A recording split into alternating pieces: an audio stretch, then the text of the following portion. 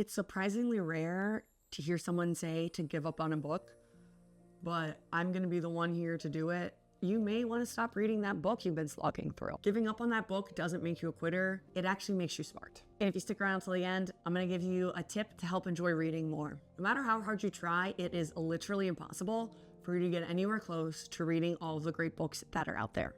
So why are you wasting your time trudging through a book that you don't care at all about? I get it. I really do. I've been there myself many times.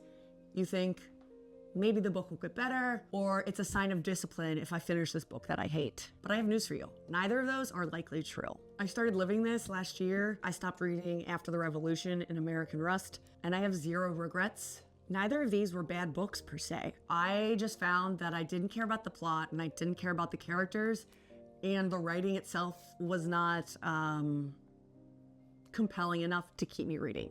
So I stopped reading it because each time I picked up one of those books, it felt honestly just like a colossal waste of my time. So I stopped. And I also stopped taking recommendations from the friend who suggested I read them. Honestly, it was freeing.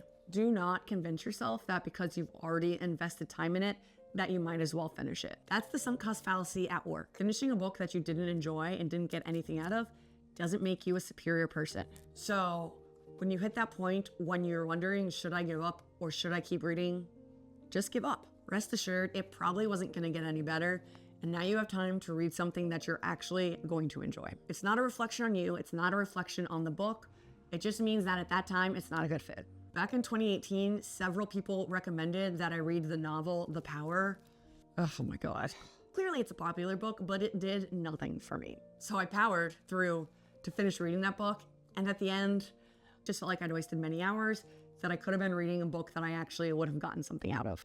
Do not try to take this as me saying you shouldn't read difficult, slow-moving books.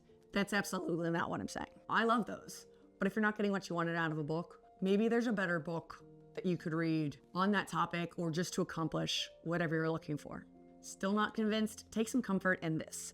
Just because you stop reading a book now doesn't mean you can never go back to it and read it again in the future. Sometimes you're just not in the right headspace or mood for a book to click with you, but you actually might be in the future. And trust me, because I've absolutely done this before.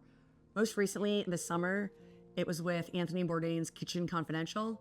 I had started it actually back in, I want to say 2001, and just life was lifing. So I stopped reading it halfway through, kind of forgot, and then came back to it this past summer, could not put it down. Another great example of this is The Awakening by Kate Chopin. I started reading this in 2006, admittedly for a class, and I hated it. So I absolutely did not finish. Fast forward 12 years, pick up the same exact copy of the book off of my bookshelf, read it in like 3 days, loved it so much. So why are you wasting your time reading a book that you're not excited about when you could be reading a book that you absolutely love? Still on the fence? Hear me out. Books are countless. Your time's limited. Be purposeful with the books that you start reading and be intentional about the books that you finish reading. Trust me, you'll enjoy reading a whole lot more. Thanks for sticking around to the end. If you haven't yet, hit that subscribe button. Oh yeah, I promised you a tip to enjoy reading more. It's pretty simple. Stop setting reading goals. If you want more information about that, I actually made a video about why I'm not setting a reading goal this year.